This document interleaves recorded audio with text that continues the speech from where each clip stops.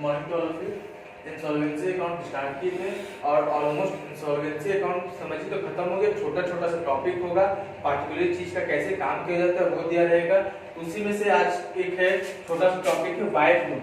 तो हम पढ़ाए कि जब भी कोई व्यक्ति इंसॉल्वेंट होता है तो उसका ऑलमोस्ट सारा एसेट्स क्या होता है गवर्नमेंट के द्वारा जब्त कर लिया जाता है और उसी को बेचकर उसके क्रेडिटर्स को पेमेंट किया जाता है।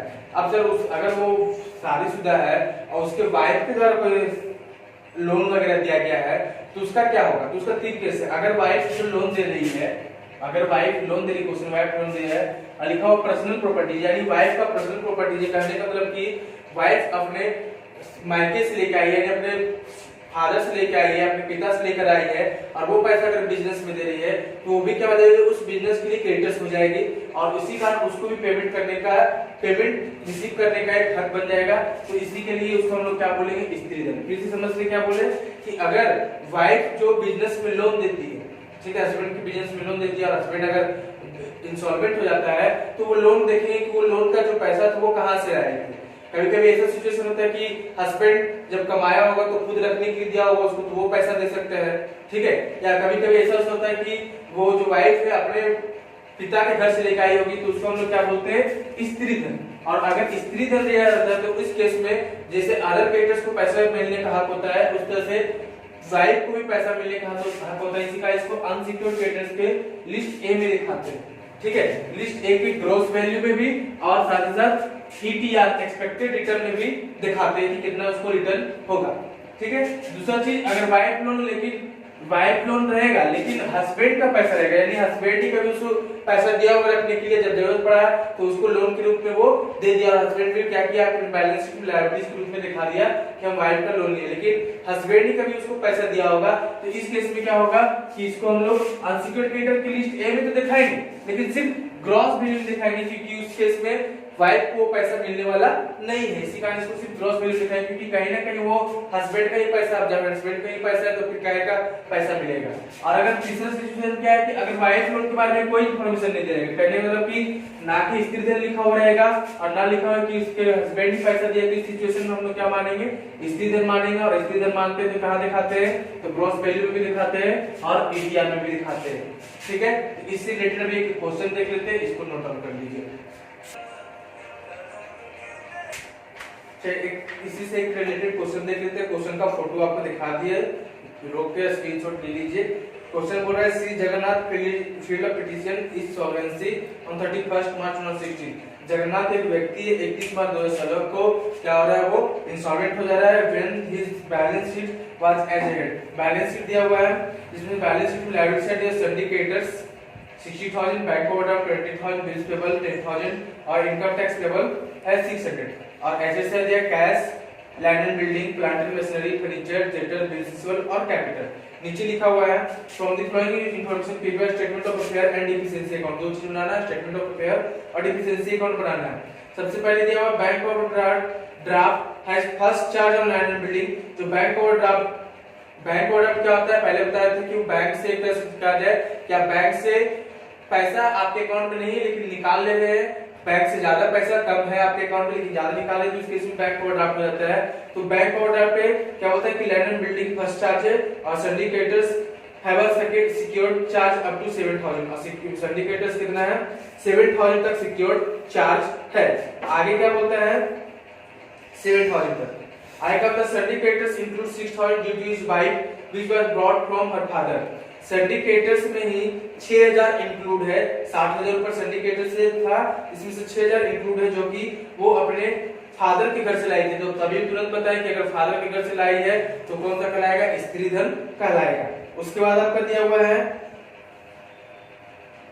a decree has been passed for 1800 against him for which no liabilities has been created his books। मतलब एक अचानक अनक्रिएटेड लायबिलिटीज अनसिक्योर्ड कहने तो अनरिकॉर्डेड लायबिलिटीज होता है ना, जो पहले से रिकॉर्ड नहीं था अचानक मिल गया, जब सारा काम उसको रियलाइज करने लगा तो वो अनरिकॉर्डेड लायबिलिटीज मिल गया जो कि उसके ऊपर लायबिलिटीज बन गया।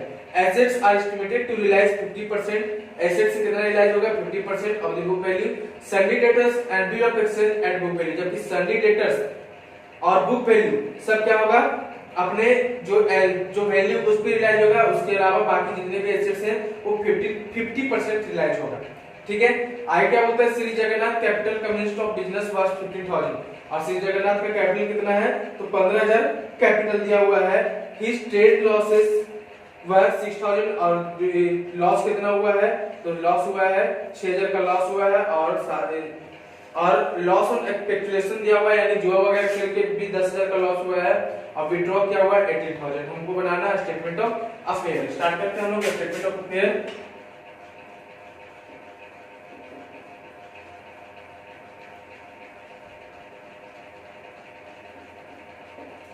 और श्री जगन्नाथ है तो हम श्री जे लिख देते हैं, ठीक है। एज ऑन कितना तारीख हुआ है, तो हो गया है आपका 31 मार्च 2016।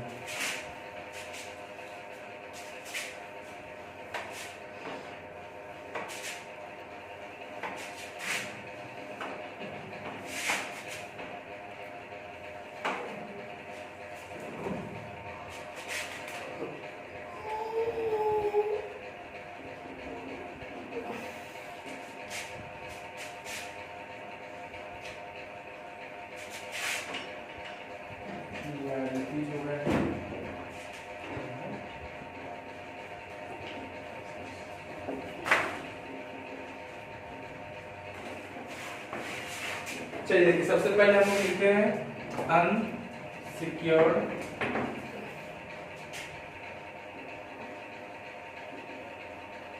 क्रेडिटर्स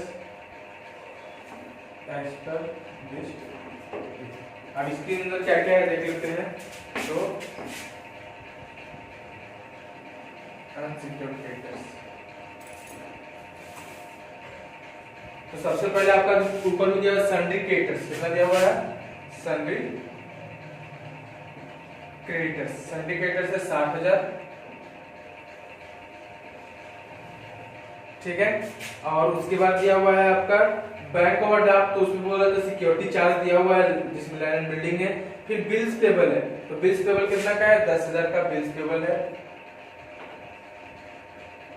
ठीक है। उसके बाद दिया हुआ है आपका इनकम टैक्स पेबल, तो प्रिफरेंशियल क्रेडिटर है। उसके बाद नीचे दिया हुआ है क्या कि a decree has been passed for 1800 against for him for which no liabilities. Point number C तो है ना कि लायबिलिटीज ती इक्वल है care of for unrecorded liabilities for unrecorded liabilities, कितना है 1800 का ये, ठीक है। तो हो जाएगा आपका टोटल 71,800, कितना हो गया 71,800। और एक लाइन आपका दिया होता है ना बी नंबर में, syndicators include 6,000 due to his wife which was brought from her father, यानी इसी सिंडिकेटर्स में 60,000 में ही 6,000 इंक्लूड है। आप समझ लेते हैं कि अगर ये लिखा हुआ साफ साफ कि जो कि वो अपने फादर के घर से लाई थी, अगर वो फादर के घर से ना लाती, हस्बैंड के घर से लाती, तो कैसे होता है। तो यहाँ पे दो पार्ट बनता है, ग्रॉस वैल्यू और यहाँ पे ईटीआर बनता। और 6,000 को आगे यहाँ दिखाते हैं, जबकि अगर वो अपने हस्बैंड के घर से, हस्बैंड ही देता उसको, तो सिर्फ 6,000 को यहाँ दिखाते हैं, यहाँ पे नहीं दिखाते। लेकिन फादर के घर से है तो इसको हम लोग यहाँ पे भी दिखाएंगे, यहाँ पे भी दिखाएंगे, तो डायरेक्ट हम लोग 60,000 ईटीआर में दिखा दिए। टोटल आ गया 71,800। टोटल कितना आ गया 71,800, 71,800। दूसरा आता है फुल्ली सिक्योर्ड क्रेडिटर्स।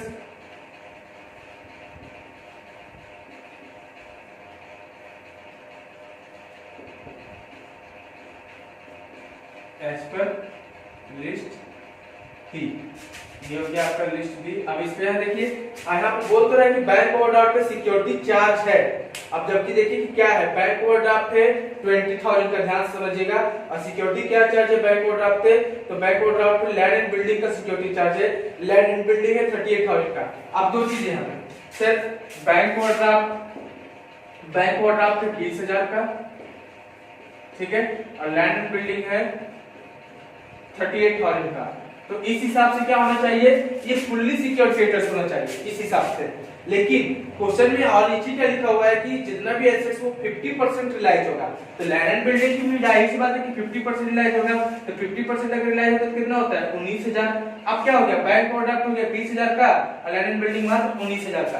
तो इस केस में क्या है कि यहाँ पे समझिए लोन ज्यादा है और सिक्योरिटी कम है, तो 1,000 क्या होगा वो अनसिक्योर्ड हो जाएगा, सॉरी पार्शली सिक्योर्ड हो जाएगा, क्योंकि फुली सिक्योर्ड तो नहीं है, तो पार्शली सिक्योर्ड हो जाएगा। इसमें फुली सिक्योर्ड में कुछ नहीं जाएगा। उसके बाद हम लोग देखते हैं पार्शली सिक्योर्ड में, यहाँ पे कुछ नहीं जाएगा फुली सिक्योर्ड में। पार्शली सिक्योर्ड में क्या जाएगा,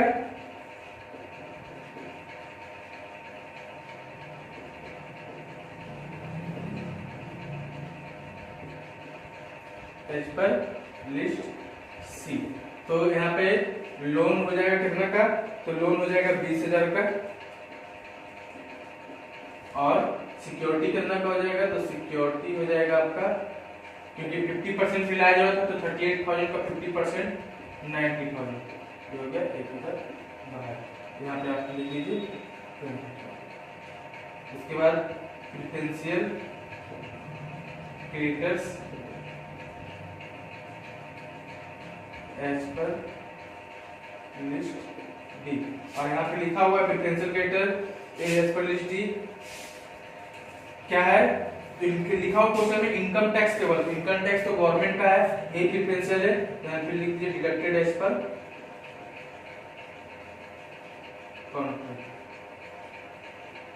कितना का है 6। अब आते हैं एसेट्स साइड, तो एसेट्स एज पर लिस्ट ई। सबसे पहले आपका कैश, तो कैश पहले जितना था उतना ही अभी भी रहेगा, यानी पहले 600 है तो ऐसा नहीं कि 600 का वो 400 हो जाएगा। लैंड एंड बिल्डिंग तो सिक्योरिटी चार्ज हो गया इस पे, तो लैंड एंड बिल्डिंग यहाँ नहीं दिखाएंगे। लैंड एंड बिल्डिंग के बाद क्या है, प्लांट एंड मशीनरी, तो प्लांट एंड मशीनरी दिखाएंगे, शॉर्टकट लिख रहे हैं, ठीक है। Plant and machinery, plant and machinery था कितना का, तो 12,000 का प्लांट एंड मशीनरी है, रिलाइज होगा 50% यानी 6,000 रिलाइज होगा। फिर आपका प्लांट एंड मशीनरी के बाद क्या है, फर्नीचर, तो फर्नीचर है 2,000 का, 50% रिलाइज होगा 1,000, ठीक है। उसके बाद आपका सन्डी डेटर्स, तो सन्डी डेटर्स के लिए तो अलग काम करते हैं, उसके लिए बुक डेब्ट्स है, इसको जोड़ दीजिए तो आ गया 7600। तो book debts as per list. अब इसमें क्या दिया हुआ है, सिर्फ एक ही दिया हुआ है, ठीक है, और कुछ नहीं दिया हुआ है, और वही बोल रहा है कि पूरा का पूरा ये रिलाइज होगा। तो सैनिटेटर्स है कितना 15,000 का है, और रिलाइज पूरा रिलाइज होगा तो 15,000, ठीक है। उसके बाद आपका दिया हुआ है बिल ऑफ एक्सचेंज, क्या दिया हुआ है, बिल ऑफ एक्सचेंज, तो bill of exchange as per list जी। तो बिल ऑफ एक्सचेंज कितना का है, तो बिल से seven he bill of exchange है, तो कितना है 4,000, 4,000 यहाँ पे भी 4,000 यहाँ पे भी, क्योंकि ये फुल रिलाइज हो रहा है। तो टोटल कितना हो जाएगा, तो टोटल आपका हो जाएगा 26,600। इसके बाद आप क्या करते हैं, तो उसके बाद प्लस करते हैं सरप्लस। तो बताए थे कि सरप्लस एज पर कॉन्ट्रैक्ट कहाँ से निकलता था, तो सरप्लस यहाँ से निकलता था, यहाँ तो कुछ है ही नहीं, तो सरप्लस कुछ नहीं, माइनस करेंगे deducted as per contract, deducted as per contract, deducted as per contract करना है। तो यहाँ पे ये आपका deducted as per contract 600 minus कीजिए तो बचेगा कितना 26,000। आप देखते हैं इधर 26,000, इधर 71 है, 72,800, इधर ज्यादा है, माइनस कीजिए 71 है, फिर 72,800, ये हो गया deficiency as per list H, ठीक है। कितना आ जाएगा, तो 46,800। ये क्लियर, इसमें क्वेश्चन कुछ नहीं है, सिर्फ क्या है आपका वही है वाइफ लोन का, वही चीज देखना है। वाइफ लोन बोल रहा था साफ साफ कि 6000 वाइफ लोन है जो कि सभी क्रेडिटर्स में इंक्लूड है, और लिखा हुआ है कि वो अपने फादर के घर से लाई थी।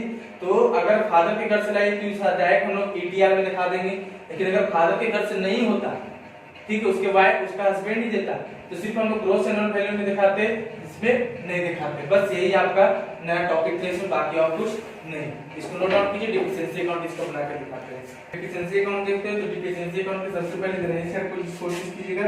तो सबसे पहले क्वेश्चन में दिया हुआ कैपिटल, तो कैपिटल है 15000, ठीक है, 15000 कैपिटल है।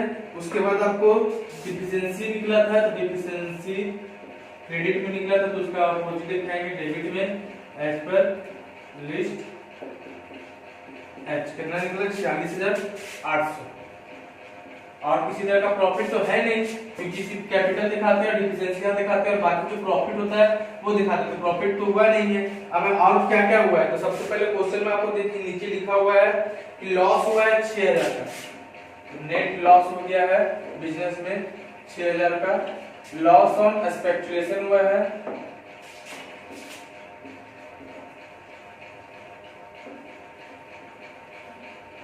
10000 का, लॉस हुआ है ये जुआ से। ड्राइंग हो गया है आपका, ड्राइंग है 18000 का ड्राइंग्स है, ठीक है। अब loss on relation of assets हुआ है। सबसे पहले तो अनरिकॉर्डेड एक लायबिलिटीज मिला था, वो भी क्या है? लॉस ही है। तो देखकर लायबिलिटीज मिला था 1800 का, तो लॉस तो दिखाना पड़ेगा। फिर loss on relation of assets, assets less करने से लॉस हुआ, loss on relation of assets. अब किससे कितना लॉस हुआ? तो सबसे पहले आपका लैंड एंड बिल्डिंग, तो लैंड एंड बिल्डिंग से 30000 का लैंड एंड बिल्डिंग था, रिलायबल अमाउंट 50%, तो 50% का लॉस हो गया 19000 का, ठीक है। फिर है प्लांट एंड मशीनरी, तो 12000 का था, जिसमें से 50% रिलायबल है, यानी 6000 का लॉस हो गया। फिर फर्नीचर था 2000 का, इसमें भी 50% लॉस हो रहा है, 2000 का था तो 1000 लॉस हो गया। टोटल 19 से 25 से 26000। बैलेंस कीजिए, तो दोनों साइड आ जाएगा 61800, 61800, ठीक है। ये आपका डिफिशिएंसी अकाउंट हो गया। मेरे ख्याल से कोई दिक्कत नहीं हुआ होगा, इसको नोट डाउन कर लीजिए। आज के लिए यहाँ रख देते हैं, कल देखेंगे, दो और टॉपिक देख लेंगे, जो नया लगेगा, जो समझ में समझाने लायक लगेगा हमको, वो समझा देंगे। अदरवाइज आप वीडियो देखिए, अगर समझ में नहीं आता है तो इस पे आप कॉल भी कर सकते हैं और मैसेज वगैरह करके भी आप पूछ सकते हैं, जो प्रॉब्लम होगा नोट डाउन कर लीजिए।